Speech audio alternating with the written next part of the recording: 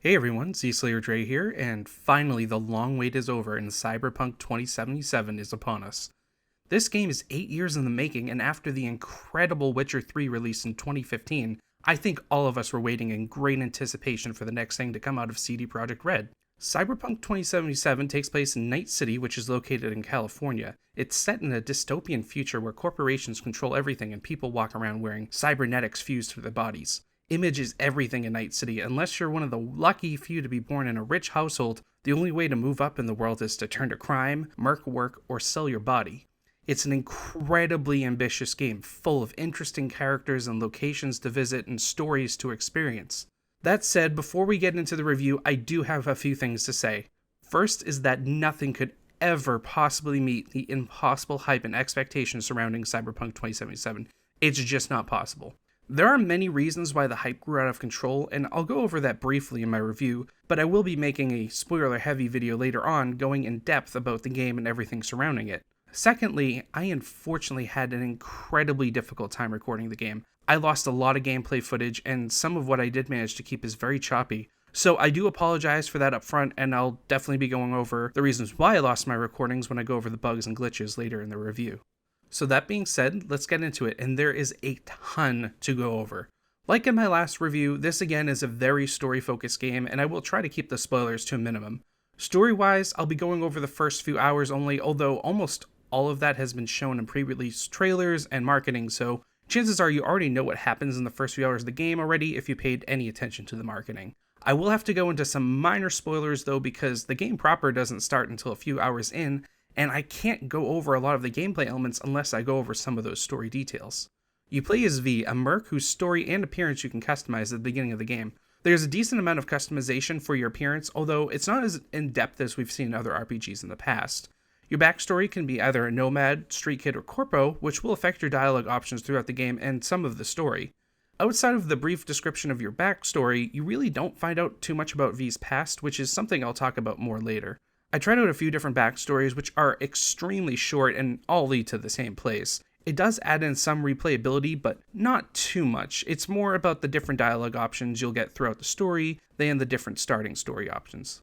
V is a merc, basically someone who takes jobs from fixers and does everything from deliver packages to doing intricate full-blown heists. The main story is everything and more that you could expect from a high-budget action game, and for the most part, really does deliver. Outside of the main story, there are a few different types of quests, those being side stories, gigs, and also random police encounters, along with some other various odd and end quests. Basically, there is a ton to do, and almost all of it, especially the main story and side quests, are of a very high quality that has become expected of CD Projekt Red. They really are in a class of their own when it comes to storytelling and gaming right now, and there's really no one else that does it better. There's definitely some issues with the game, but the storytelling, I feel, lives up to the hype. The side stories especially are an area the game shines its brightest as they flesh out the main characters while providing entertaining stories and combat situations. CD Projekt Red said that they wanted to have a shorter main story this time around because the Witcher 3 story was so long that a relatively small percentage of players finished it. I can totally understand that from a game design perspective. You work really hard on a game and of course you want the people playing it to enjoy the entire story. That said, you will not get the full experience if you skip over the side stories and only focus on completing the main story. Some characters, especially Johnny Silverhand, played by Keanu Reeves, have some incredible side stories, and unless you do them, the character might feel a bit underdeveloped. Like I said earlier, I really don't want to go into too many spoilers, but they did show off Keanu's character beforehand, and without saying too much more, he will be with you for the entirety of the game. Due to an unfortunate turn of events, your character V ends up with a malfunctioning biochip containing Johnny Silverhand's consciousness, and unless V figures out a way to fix the chip, V will die. This sets up the main story as V goes on a quest to find a cure. Throughout the story, you will have to decide if Johnny Silverhand is trustworthy, and this gives the main story a great tension that can make you question your decisions in the game. Cyberpunk 2077 is based on a pen and paper RPG, and the gameplay mechanics are heavily based on it. During story missions, you do get dialogue options, although they are not as in-depth as the one in Witcher 3, or even the old BioWare games like Mass Effect. Mostly you can choose to say yes or no or ask for additional information, although there are some times where you can do more. You do get to make story decisions, but not as often as you could in aforementioned games. The RPG mechanics also influence the combat, which is a first-person cover shooter. The feel of combat reminded me a lot of the Fallout and Borderlands series, although the feel of the shooting does feel better in this game. Don't get me wrong, the shooting is not as well polished as in something like Call of Duty, Battlefield, or Destiny series, but it does feel better than most of the looter shooter RPGs. I was a little bit worried at the start of the game because the combat felt off, but once you get better guns, it does start to feel a bit better. That said, it does lack a bit of impact, which can make it feel flat at times. There's also a melee system where you can block, dodge, counterattack, and perform combos, but again, it lacks feedback, especially with a keyboard and mouse. If you played the Fallout series and used a melee weapon, you'll know exactly what I'm talking about. And I don't want to seem like I'm being too harsh on the combat. It absolutely gets the job done, and in certain missions there are incredibly fun action set pieces, but I do feel like they could really have polished it out more. You have your standard combat situations from games nowadays, which means you can go stealth or guns blazing, along with the less common mechanic of hacking. While they did set up a few stealth sections in the main story, and I have to say one mission in particular was freaking amazing, for the most part, the stealth felt a little off, and I found myself usually just going in guns blazing. How you can approach the combat also has to do with how you spend your attribute and skill points, but I'll go over that more later in the review. There are also plenty of times in missions where you get to have intense car chases or shoot from turrets, so while you do have your standard open world combat, there's plenty of other combat situations to mix up the gameplay, so don't worry about that. While most of the gigs are just your standard go to enemy base and kill enemies, there are quite a few bosses to fight in the open worlds, which can be pretty intense and challenging at times. There's quite a bit for character customization as well. You can equip up to 3 weapons at a time along with your fist, and you have your standard armor pieces as well. I could have sworn I saw a CDPR say in an interview that your clothing would affect how people interacted with you, but I did not notice anything like that, and so I'm assuming they dropped the mechanic. And that's probably for the best, because most of the time my random pieces of gear I had equipped made me look like a hobo clown straight out of your nightmares. Seriously, almost none of the gear I found matched, and even if I did find something I liked, it would be changed out quickly for a new, better piece of gear that I found. You can upgrade your weapons and gear, although it costs a ton of resources, and since you constantly find new items, there's really not much need for it. And Cyberpunk 2077 will also fall under the looter shooter tag, as you'll constantly find millions upon millions of weapons, and constantly be changing out your weapons for ones you find scattered across the world. I've grown less fond of this gameplay mechanic over the years, since constantly going into my inventory and changing my gear gets a little tiresome after a while. There's also a weight limit, which can get very frustrating when you're mid-battle, loot something, and then get weighed down, so you have to again go to your inventory. Luckily, you can disassemble your weapons and armor for crafting parts in the field. Sadly, outside of crafting bullets and sometimes grenades, I found almost no use of the crafting system since I constantly kept finding better weapons, and the crafted weapons required some rare and expensive resources. As far as RPG character customization goes, you have your attributes, talent tree skills, cybernetic implants, and mods that can be attached to weapons, armor, and certain implants. There's a lot to the RPG mechanics, and the game does a somewhat poor job at times explaining things, so unless you're an RPG veteran, you might find yourself lost at times unless you Google information. While the attributes are pretty straightforward once you can see the skill trees, unfortunately at the beginning when you spend your initial points, the attribute descriptions are a little vague, and without being able to see the skill trees, it was a little difficult to choose where to spend my points. I also found some attributes to be significantly better than others, which I'll go over more later, but I do hope they balance it out better in the future. Each attribute has 2 to 3 skill trees, and when you level up, you get an attribute and a skill tree point. Also, skill trees themselves can rank up when you use a relevant weapon or skill, which sometimes will reward a skill point as well. While the skill trees can be reset for a very heavy fee, as far as I know the attribute points cannot be reset, so spend your points wisely. For example, the reflex attribute contains the handguns, blades, and assault skill trees. When you use handguns, you earn experience for that skill tree and can level it up and earn the ability to unlock better skills further on in the skill tree. The system did encourage trying out different weapons to get more skill points, but I found the skill trees leveled up way too slow, and even with over 30 hours into the game, my main skill I used, which was the assault tree, was only level 11 out of 20. As far as I can tell, the skill tree level cannot exceed the level of your attribute it falls under, so this does limit how much you can level certain skills. Most attributes boost main stats like health or crit chance, and the skill tree skills will boost things like handgun damage or reload speed by a flat percentage. The only way to really unlock more combat abilities is through the cybernetic system. It's really expensive for new implants, and again, even after completing most of the game, I still had a few open spots because I could not afford more implants. These implants are the best way to give the combat more depth though. You can get new abilities like a double jump or gorilla arms that allow you to lock doors. Personally, I took a liking to the mantis blades that absolutely decimated anything in my path.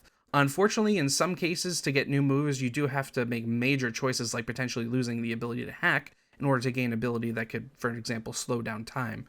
While a system like this makes sense on a pen and paper RPG, it did not translate perfectly over to a video game setting, and I kept getting the sensation that the combat was just missing something. Don't get me wrong, it's perfectly functional, but can feel samey outside of the scripted story missions. You also gain street rep experience, and as it levels up, you can buy better implants and get access to additional items from vendors. So I think that covers almost everything, and yes, I know it was a lot, so let's go over what worked and what did not. For starters, the writing absolutely lived up to the standard we've come to expect from CDPR. Everything from the world to the characters comes together to tell some very enjoyable stories. Like I said earlier, you absolutely want to do the side quests to get the full experience, and I think some of the side stories offered the best storytelling the game had to offer. I really can't praise it enough. When it comes to the voice acting, well, overall it was pretty phenomenal. There were a few poor performances. Almost every side character had voice acting ranging from good to excellent, but unfortunately both the male and female V voice actors failed to deliver, especially the male one. I've heard the female voice actress in other games, and she did an incredible job, so I think the issue was more of a miscast for the character over bad voice acting. There are plenty of lines that she delivers quite well, but sometimes the script calls for things outside her range, which makes some lines that are supposed to sound cool sound really cheesy. Since I played the story as a female character, I went back and played a little as a male one, and I'm very glad I did my main playthrough as a female because the voice acting was very weak with a male character. And the blame might not fall completely on the voice actors since V didn't really have much of a personality, and I never really felt any real connection to the character. The best I could describe V is as a person that is sarcastic at times and at other times tries really hard to sound cool but ends up being really cheesy and lame, and then other times has their personality go all over the place and everything in between. And this also does depend on the options you choose in the dialogue. You can somewhat customize their personality, but again, this can lead to some inconsistencies in their character. It's a shame because they had a great story but were unable to create a memorable main character. That is at least for the character V.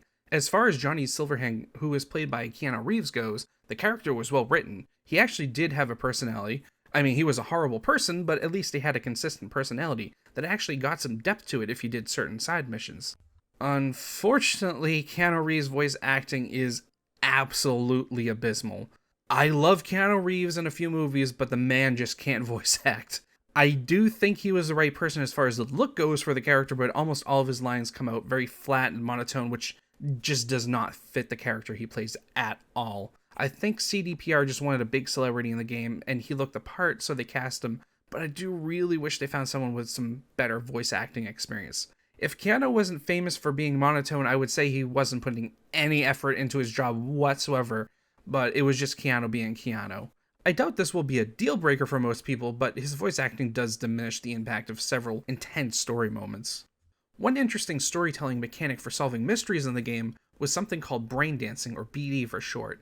Basically, BDs are a futuristic style of movie that allow the user to experience the motions of the person recording it while seeing it through their view in first person. For story purposes, you're able to hack them so you can stop, fast forward, and rewind them to look for clues for certain story missions. You can also isolate different audio sources and thermal imprints to help you scan for clues. While this gameplay mechanic is not necessarily new or groundbreaking, it was presented in a different and interesting way. As far as the city goes, I think it's pretty easy to say it's probably by far and away the most detailed looking city ever made in a game. There's detail everywhere, and I can't imagine the amount of time it took to make every spot in the city look so good or bad in the right way. There's everything from pristinely clean areas of corporate headquarters that look like they're polished every 15 minutes, down to dirty back alleys that are so disgusting looking that you can almost smell the piles of trash everywhere. You have areas in the city filled with giant skyscrapers all the way down to dirty slums. The attention to detail is truly remarkable, and it's a wonder just to walk around the city and take in the sights even on lower graphical settings. While I was disappointed to see a few copy-pasted buildings and a few out-of-the-way areas not as detailed, neither took away from the work of art CDPR had created in the form of Night City. We also get to visit some of the surrounding area outside of Night City, which is mostly desert wasteland, which has never looked better. People will be gushing about how incredible this city looks for years to come. While the combat is serviceable, I do think they could have done a lot better. Combat is a major part of the experience, and while there are technically a ton of options to go about it in different ways, it really will just come down to either standing behind cover and shooting guys in the head or dealing melee damage.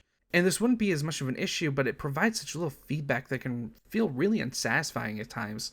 Like I said, there are plenty of well-made scripted sequences, but most combat encounters will end up being somewhat bland. There's also a ton of bosses that zip around while my character felt sluggish and awkward to control, which is a shame because the boss fights were mostly well made, or at least the ones that didn't glitch out anyways, but more on that later. And when it comes to the attribute system, you basically have to go either body or reflexes, which are the attributes most of the gun skill trees fall under.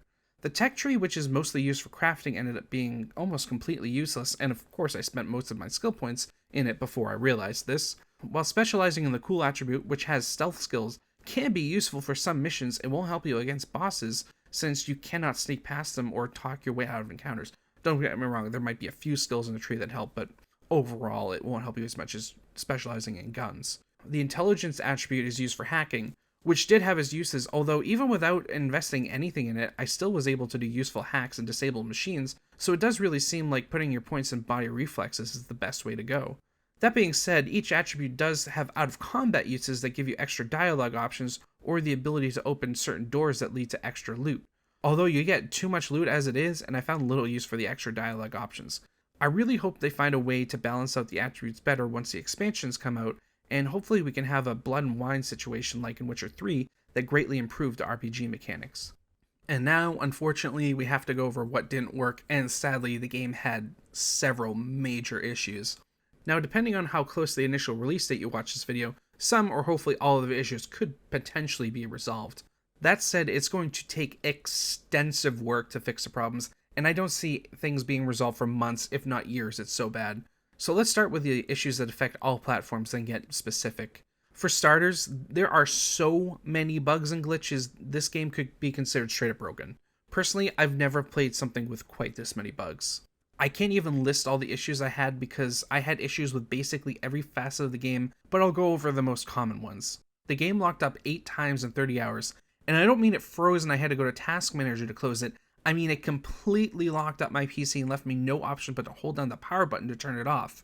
I haven't had a single lockup on my new PC yet, and I was starting to get worried after the first few times, and this is also the reason why I lost so much of my gameplay footage, since it locked up and I had to shut down without being able to save the recordings. As far as I can tell, the crashes seem to be an issue on all platforms, even the new consoles, so until they fix the game, this will be an issue.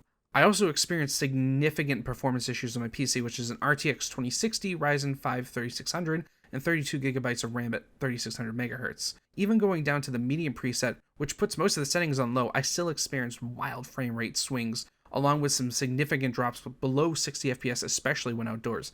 Don't get me wrong, I know my PC isn't incredible, but there is no reason why I should not be able to run this game at 1080p with my system. This gave the game a stuttery feel at times and made some combat encounters rather enjoyable. Unless you have a top-of-the-line 2000 series RTX card or one of the unobtainable new cards, I would strongly recommend waiting till you upgrade your hardware before considering purchasing the game on PC. As far as bugs and glitches go, as I said earlier, it would be almost impossible to list them all, but graphical glitches were the most common. Sometimes objects would hang in the air, or cards would go through objects, there would be odd flickering lights, and really bad popping. There were a few times in the story where you would look down at the city and see buildings flicker in and out of existence, which really took away from the gravity of the moment in the story. There was also a weird glitch where every time I walked past a certain food stand, all the bottles would randomly explode. It was hilarious, but still took away from the experience. And as I'm sure most people have already heard about, when it comes to base consoles, don't even bother with the game. CDPR purposefully hid how horrible the performance is on them, and it leaves a really bad taste in my mouth. The base PS4, for example, runs at a max of 900p, but usually drops down to 720p, with frame rate dips down to 10 FPS in some areas. This is a console that was able to run Red Dead Redemption 2. Not well, mind you, but it did run it at a somewhat stable 30 FPS. There's already a plethora of memes out there for you to find if you haven't seen them already for how horrible the game looks and runs on the base PS4 and Xbox One. There's no excuse for how poorly the game runs on those systems and for CDPR hiding that fact. There's also no excuse for how poorly it runs on PC or the newer consoles either, but at least does somewhat work. This game was absolutely not ready to be released, and somehow even after 8 years of development, it still feels very rushed. And the thing I don't understand is that this was initially designed to release on older hardware. When they were initially planning to release it, these new graphics cards and new consoles were not out yet. I don't understand how it's this bad. It's pretty clear that the corporate team at CDPR wanted to get the extra sales boost from Christmas and forced the game to be released despite it being barely functional. I think this move will hurt CDPR's image, and it will take a long time for people to regain their trust in them. This problem is exacerbated by the fact that we so rarely get high-quality single-player experiences now. As far as the base consoles go, it's a lost cause. Those versions will never be an enjoyable experience, and while they will fix some issues, it will never be up to par. I do think the new consoles and PC versions will be fixed, but the problems are so major it will take 6 months to a year of CDPR's developers crunching day and night to fix it. I feel bad for the developers. There's no way they wanted to release this game in this state. It's a shame for the people that worked so hard to create something so great, have it ruined by the leadership that released the game before it was finished. That said, while they will fix some performance issues, I doubt this game will ever run well on older graphics cards, so again, I would wait till you upgrade your system before potentially buying this game on PC. In conclusion, there's so much to enjoy in Cyberpunk 2077, from the one-of-a-kind city to the well-written characters to the best-in-class side stories. The main story had a few missteps, but overall was a great experience. The game wasn't revolutionary like we were led to believe, but it's still an overall very high-quality experience combining tried and true game mechanics. There are issues outside of the technical problems, but nothing so bad that it ruins the experience. However, the bugs, glitches, and performance issues are so bad that they do ruin the experience, which made it all the more frustrating because there is an enjoyable game underneath it all. I'm going to give Cyberpunk 2077 a 7.5 out of 10, although I do feel like I'm being far too generous. The glitches and performance issues severely impacted my enjoyment of the game, and it's impossible for me to determine or simulate how good it would have been without them, and I cannot ignore them. Even if the game had no technical issues, I still wouldn't give it a perfect rating, as there are definitely other issues with the gameplay that held the game back. Despite the high rating, I can't recommend buying the game until the bugs, glitches, and performance issues are fixed. As of time of recording, CDPR has released an official statement apologizing for the state of the release of the game on the base consoles and has offered refunds.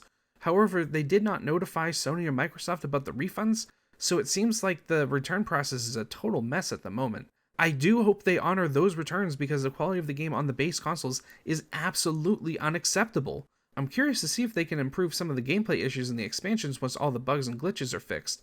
I actually kind of wish they did something a little less ambitious for their first Cyberpunk game, because remember, it did take 3 games for them to really perfect the Witcher series. It seems like they saw the amount of money GTA 5 was making and wanted to make something similar for themselves, so instead of organically developing a great series, they went all in on the first try. Assuming they make a second game in the series, I can see it being truly groundbreaking, especially if they build upon what they have here and improve the areas of the game that had issues. There's so much more I could talk about, but we would be here all day, and as I said earlier, I will be making another video to go over some gameplay elements in further detail, and there will be major spoilers in that video. Sadly, I'm going to have to wait till I get a better graphics card because I lost most of my gameplay recordings due to crashes, and I'll basically have to replay the entire game again to get the footage I need. Thank you so much for watching, and if you enjoyed the review, make sure you subscribe and like the video. I have a ton of content coming out, especially over the next few weeks, so stay tuned for that. If you did buy the game already, let me know down in the comments how the experience has been for you and what platform you're playing the game on. Again, thanks so much for watching. I'll see you all in the next video.